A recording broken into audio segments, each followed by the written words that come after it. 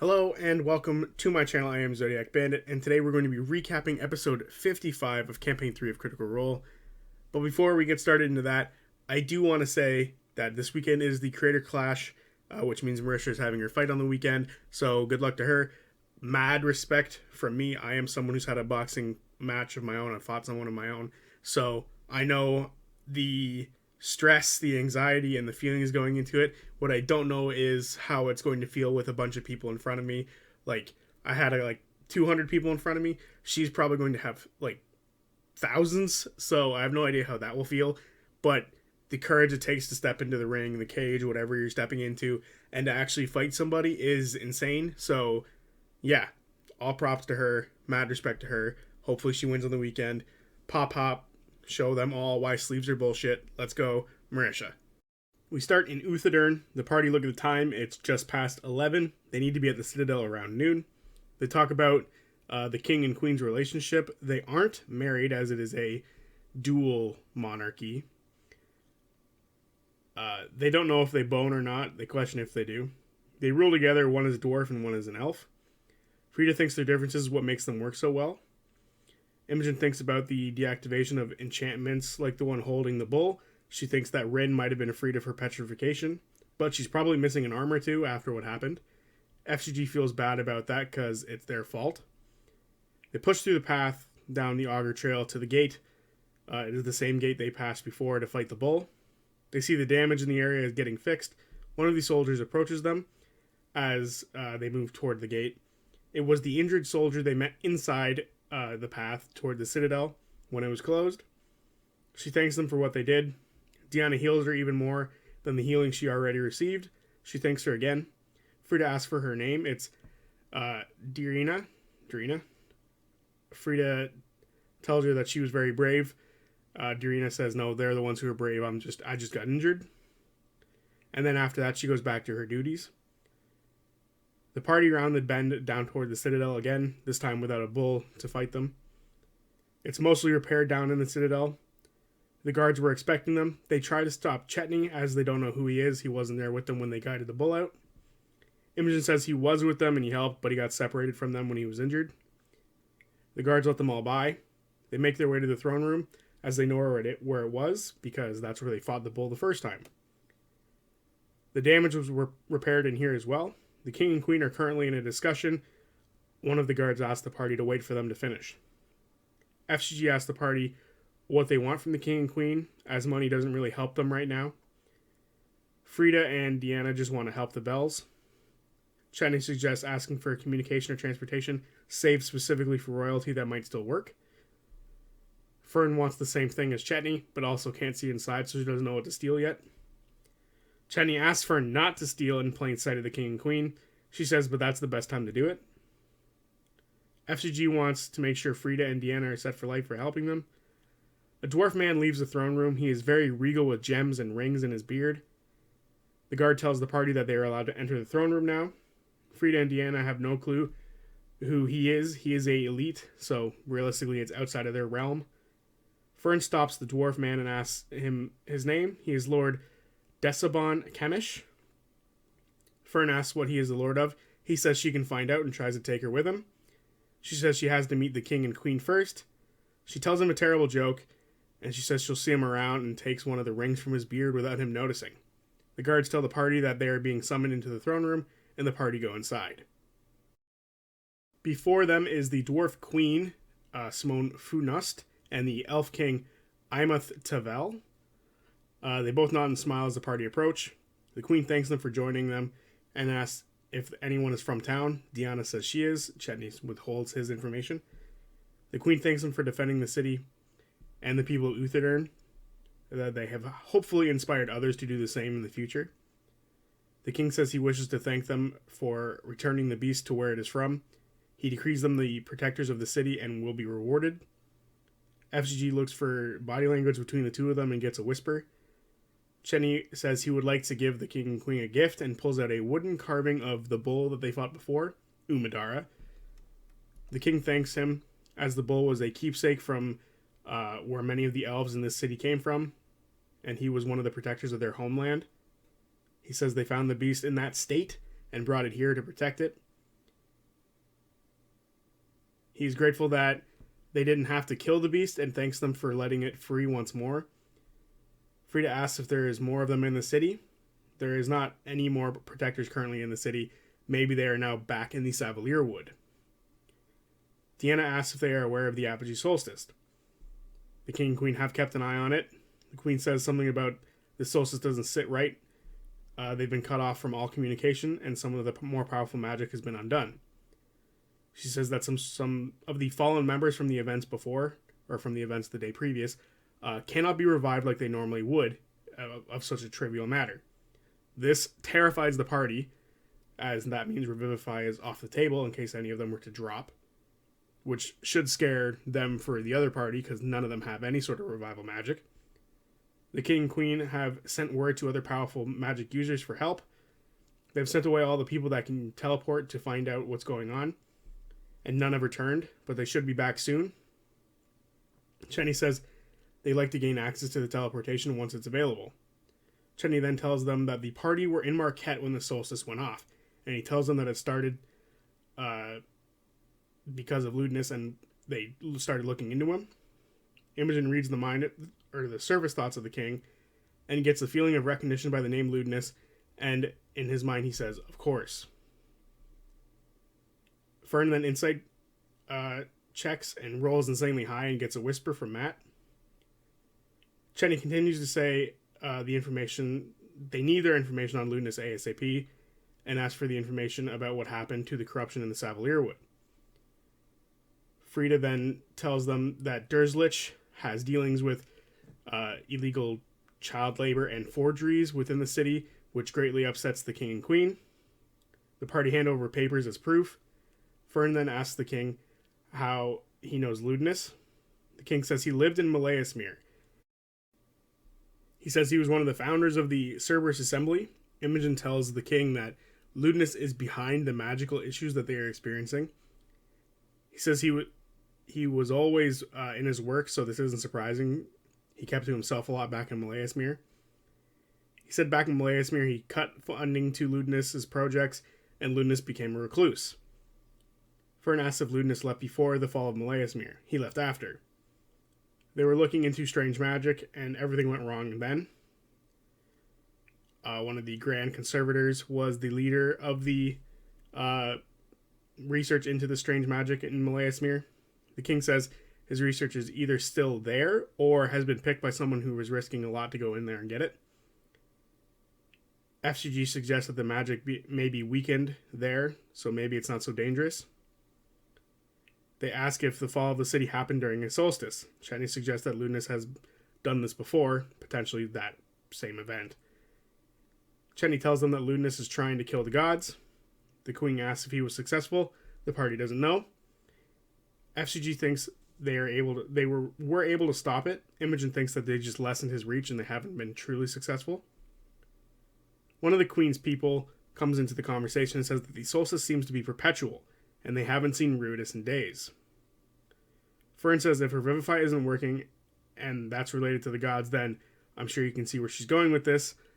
It means they're likely dead, in her eyes. Imogen says, but Deanna was able to heal, and that's connected to the gods as well, so they're probably still around, just weakened. FCG asks for transportation to Malaesmere, as that seems to be where this all started. The king is shocked by this idea of the party going to Malaesmere, but the party are sure that it might be helpful to find something related to lewdness's work there. The king says that the goats are the best for going over the Alps, and the horses are best for going around the plains. The king says it gets dangerous once you hit the Savalier Wood. The king also gives them a map. Unfortunately, Matt couldn't find his map at the time. Deanna asks if the king is withholding any information for the party. He says he isn't, and he hasn't gone back there because he has people to look after here. He wishes he could have given them more information. He says if they find good relics, they will get good coin for it when they bring it back. He warns the party that the Savalier Wood is north of Shady Creek Run and is filled with criminals who use the woods to evade Crown's Guard and other members who are looking to get them. They ask how long it takes to get to Malaesmere, a week or two. Fern asks about the spooked clerics and says the people need them right now. The queen agrees they are needed for comfort. Fern asks if there's a temple for the Wild Mother in the city. There isn't, but there is a shrine on the top of the mountain to her. Deanna casts Bless on the king and queen and says that the gods are still here. The queen claps her hands, and someone brings a set of half plate armor. The family of a guard who died the day before wants the party to have it to protect them. I don't see how protecting it's going to do if it didn't protect the guard. The king wishes them luck for if they go to Melaesmere. Deanna gives them a document, or Deanna is given a document waiving any cost for the tailor Catlins to fix Deanna's coat and whatever else they need there. The party exit with their new stuff and start to discuss where they're going to go next. FCG suggests splitting the party. Frida and FCG will go to Jacoby's for work on them, and the others will go to the steeple for their information. FCG cast Identify on the armor, and it's Mithril Armor +1. They talk about all the places they can go, the steeple, Jacoby's the tailor, and the Dusk Maven's temple, as the Paragons call all had her symbol on her, so maybe it's important to go there. Deanna tries to think about what she knows about the Mother of Ravens, and she knows very little. Frida pulls Deanna aside. Frida asks Deanna how she's doing.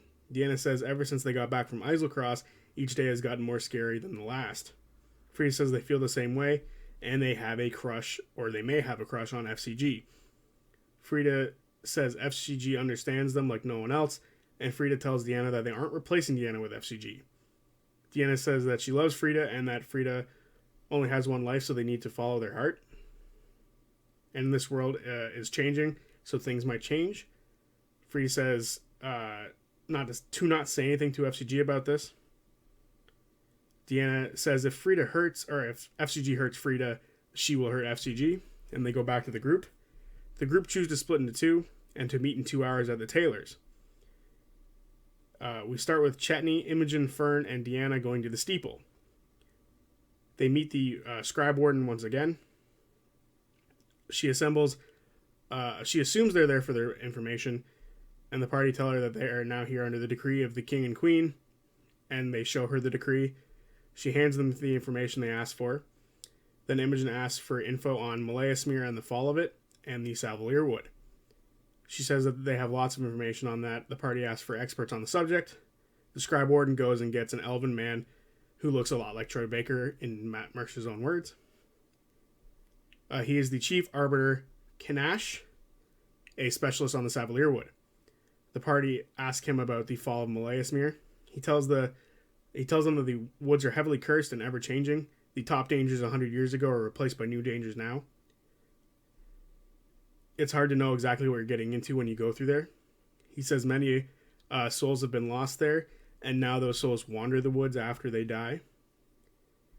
He says the ruins have been reclaimed by the woods. The source of the curse seems to come from the city. Deanna asks if Melaesmere is on a ley line. The expert doesn't know. Imogen asks if the fall happened on solstice. He says yes, it happened. It helped create the Moon of Ill Omen name. They ask if any information on Ludinus, or if there's any information on Ludinus and the God Eaters. He says he doesn't know anything about them. Deanna insight checks and gets a whisper. He then asks if they're actually going to go to Melaesmere and asks for recommendations on gear. They say yes. They do need new gear, and this makes him excited as he says Catlin's is the best place if you can afford it. Deanna then says in a very sassy way that they can afford it, making Kanesh walk away. The package on Ludinus is very thin. His public face starts with the assembly and the eve of the Crimson Midnight, where he was a hero of the event, and this put him in the good graces in the city, or in the country of Wildmount. It also says he helped end the war between the Empire and Jorhas, which we all know who the actual heroes of that is, and he's actually one of the fucking causes of it. It also says he came from Isilra before he moved to Melaesmere, so he's not native from Melaesmere. It doesn't say how old he is. Chetney tells Deanna of their fight with Ludinus, and then we cut to FCG and Frida. They are currently in an industrial area, a very rough neighborhood with small homes. Frida is pointing out some interesting places as they go, and FCG is kind of looking away from Frida. Eventually they reach Jacoby's. Outside the house is burn marks that have been roughly painted over, but you can still see them. And there's a storage house that looks like it's been glued to the side of the main house. There's a dull light coming from inside. FCG thanks Frida for helping out and showing them around. They say it's rare to meet someone like them, and they're happy to know Frida. FCG says that they've been focused on figuring out who they are, that they didn't really let others in, and feels like they connected with Frida instantly. Frida feels the same way. They felt angry, and then they met Deanna and now FCG, and are happy to learn about themselves through each other. FCG thinks it's another chance at life that they get to choose this time. Frida says they weren't afraid of things because they thought the worst had happened. But now, if something were to happen to Deanna or FCG, that would be the worst thing. FCG thinks about asks about Deanna and Frida's relationship. Frida loves Deanna, but it's not their person. Frida asks if FCG has a person. FCG did, but they tried to kill her and are no longer traveling together. They say their friends are their people now, kind of. Frida asks if they were FCG's person, would they try to kill them? FCG says no. They think that it would actually calm them down. Frida goes in to kiss FCG on the cheek, but FCG turns to meet them. They then knock on the door. A voice is heard on the other side and asks who it is. Frida says it's their favorite Aoriton. The voice yells Frida, and the door opens to a small gnome who hugs Frida and is excited to meet FCG. He invites them inside. Inside there is junk everywhere, clockwork, gears, all sorts of stuff that he scavenged. It kind of looks very similar to Joe's place with the hooks and metal all over the place. Jack asks what he can do for them. Frida says that FCG is very much like how they were when they first met Jack, and maybe Jack can help. And FCG also wants legs. FCG says that they also have this and gives the mithril armor to Jack to see if they can be implemented into FCG's body. Jack says he should be able to do that really easy. Jack sets up FCG much like in Joe's place, and he is elevated off the floor. Jack looks over FCG and asks about the legs again. FCG says if it's possible, but if it's not realistic, not to worry about it. He says he can, but it'll take some time. FCG says that they should do that after they come back from Malaismere. For today, they should just add the armor. Jack opens up FCG, much like Joe did, and then opens up FCG's face, and on the inside, it says, Faithful Caregiver. After this, Jack goes to work to add the mithril armor to FCG. As the bigger group is going to Catlin's, the tailor, Chetney takes Imogen aside and asks her how she's feeling about her mother and everything that's happened. She says it's hard to put it into words. She's heard her voice and found comfort in it, and that's what triggers her to run away from the storm in the dreams. So it feels strange that she was fighting against her. It feels like something happened to her. She kept trying to wake her up, and Imogen doesn't know if she's even there anymore. She thinks it might have been just better to fight her from the beginning. Maybe they would have been able to stop her. Chetney says it's hard to fight the one that brought you into this world, and they don't even know where she is now. Imogen dreamt about her and the dig site, and all they saw were the Rhinola, so she isn't sure either. Chetney asks if she wants the party to do something the next time they come across her, if they come across her. Chetney says she doesn't have to answer, but the next time they come across her, they don't want to, if they get another chance, they don't want to miss. Imogen says if their friends are gone because of what happened, they should take her out. Chetney insight checks her and can't really get a read on her. Chetney says it's a horrible thing. Imogen says they all have to deal with it. Chetney then says he's not the one fighting his mom. We then go back to Jack's, where they finished up upgrading FCG. Frida says he did excellent work. Jack says to mention that to the Glass Blades to give him a raise in pay. Frida says that they can talk to the king and queen about that. Frida then asks if Jack can use Frida's core to boost magic. Jack says it should be possible with the right equipment and shows them a cord that says should be able to help them out, but it's not a perfect science. Frida says that they want to be able to contact FCG's friends, but Jack says that's not his area of expertise. FCG thanks Jack for his work. The upgrade means that FCG no longer has disadvantage on stealth. Jack says he'll start making the designs for FCG's legs and says to come back once they get back from Malaismere. FCG asks about paying Jack for his work, but he says it's okay if they go talk to the king and queen for him. Frida asks for some metal for the road, and Jack gives them a handful of scraps that he wasn't going to use. Deanna watches Chetney and Imogen go off to talk, and she sneaks into the Temple of the Dawnfather. She sees the statue of the Dawnfather with coins and papers in his armor, and the flame where his face should be. It takes time for her to find one of the keepers. She finds one, an older man. He is very nervous. He sees people in prayer and tells them that prayer is limited to the keepers right now, which is very fucked up. She asks him what's up with that. He says it's a trying time and asks her if she's noticed a change in the power of the divine. She lies and says no. He says that she's very lucky. Deanna sees fear in him. He says he's felt the connection to the Dawnfather all of his life, and he still feels a connection, but the communion isn't working. Like the gods have all turned away, he thinks their sins are coming to roost. Deanna says it feels like the gods are afraid, like something is coming for them, and that they've leaned away. There's something big happening right now, and the resurrection magic is off the table. He finds this very troubling. She says that this doesn't change much. We serve the people, and asks how he's doing. The keeper looks around and says he's gotten through his life knowing that he was never actually alone, but now he feels alone for the first time. He says he agrees and says they should open the doors to the people. She hands him 500 gold. She then tells him, even if you feel alone, you don't have to be, whether it's the Dawnfather or the people. She says that she wants to help more when she gets back. He says it's challenging to reach out when you are the one that people have reached out to for comfort for a long time. Deanna leaves and she catches up with the party.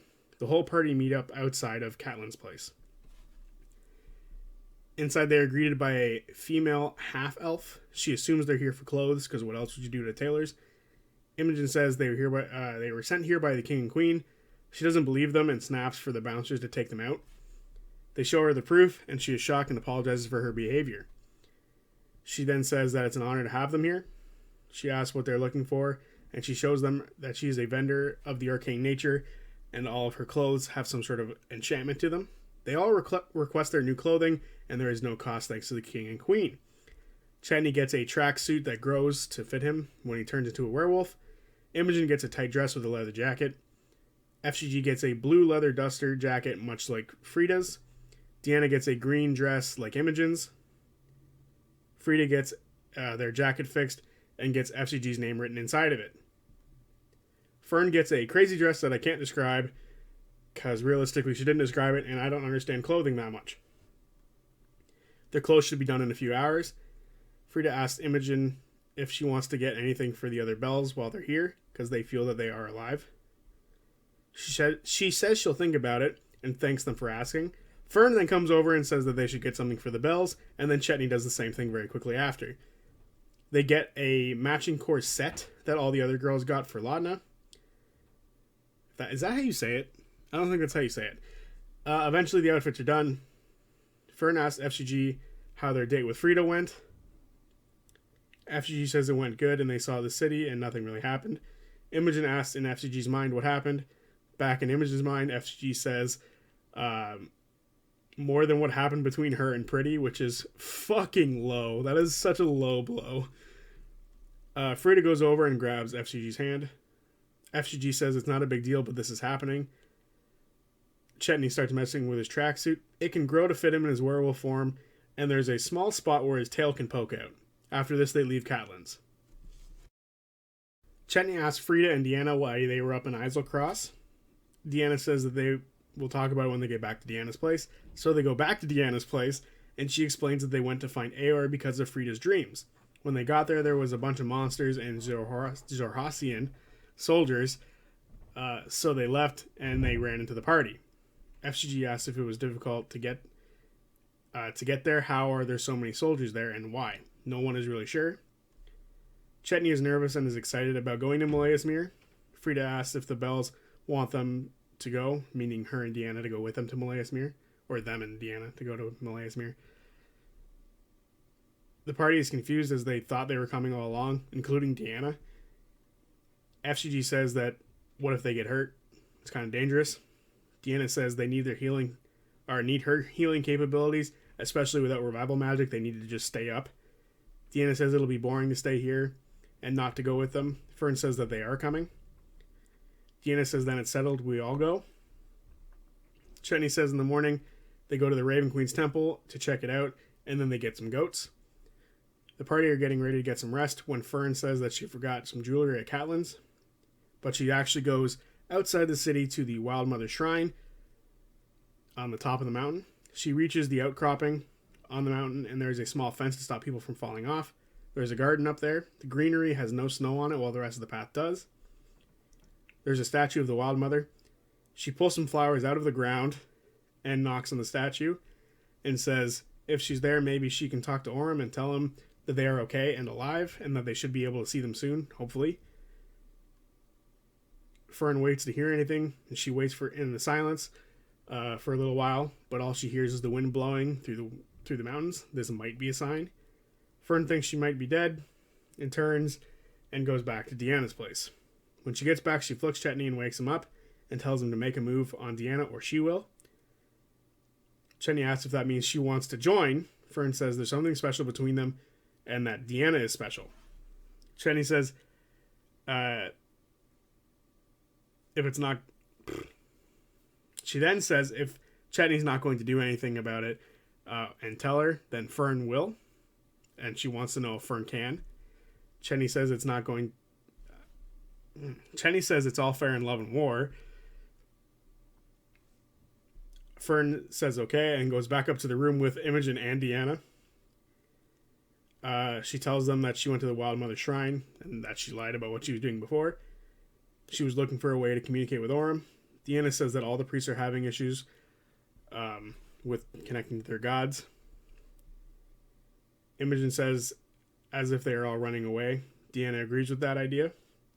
Fern asks how Imogen is doing. She isn't really sure. She doesn't like not knowing what's going on.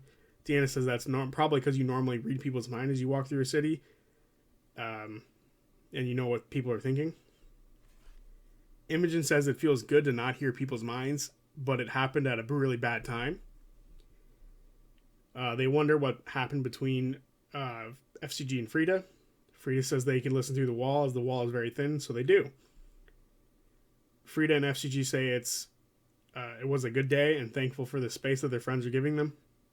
Frida thought about going back into the dream, but they feel like it would add too much to the day. They choose to hold hands and power off. They say they like each other. Frida says FCG's name, faithful caregiver, and says that it fits them well. Frida asks if they can draw FCG. Yeah, that went well. They then power off and go to bed, and the whole party rest. They wake up to breakfast once again, made by Deanna. FCG identifies the gloves they found in the toy store the day before. They detect magic on the ring that Fern stole as well. It's not magical, but worth a lot. The gloves improve spell attack rolls, so it's either going to Fern or Imogen. On the way to get the goats, they stop at the Raven Queens. And on the way to the Raven Queens, they stop and get spell components for FCG. But eventually they reach the temple. The doors are closed. Chetney knocks on it and then listens and smells around to see if they can smell or hear anyone. He does hear some feet shuffles behind the door stop. The door cracks open. A woman pokes her head out. She says yes. Chetney asks if they can feel the matron. She says the matron remains, but her thoughts are distant, and they trust in her plan. Chetney tries to get a look inside, but the door closes. He sees inside are archways that look like rib cages. They then go to get some goats at the behest of the king and queen, and they show their seals off and get 6 goats, 1 each, even though I feel like it would be weird for FCG to ride a goat with a wheel. And at this moment, I think you have to go watch this, because Matt is the goat at making goat sounds, and they all sound different. It was really interesting and really funny. They all name their goats, and they set out for their journey towards Meleismere. So there you have it, episode 55 of Campaign 3 of Critical Role. It was fucking hilarious. There was tons of moments where They were making really sexualized jokes throughout the whole thing, but they were kind of funny the way they were doing it. It wasn't like too gross. There was a couple of like too gross moments. There's one specifically that I can think of right now that's really nasty to me. But the rest of them were fucking hilarious. This was just a fun episode. They did a little bit of shopping, but like the shopping wasn't too annoying to the point where I could just tell you what they got and not go into too much description. Of course, Fern got something absurd that I realistically can't describe because my fashion sense is sweaters and shorts. So I realistically can't describe to you what she got because I don't fucking know. But the best part of the whole episode was like the last 15 minutes with the goats. It was perfect and hilarious for how amazing Matt is at like making each goat feel different, sound different, act different. It was perfect, hilarious. Go watch the last 15 minutes. If you can't watch the whole episode soon, just go watch that last little bit because it's perfect. It's so funny and kills me so much. I think I laughed harder this morning watching that last little bit of the episode than I did at any other point in time during the entire thing, but fuck me. This was a funny episode.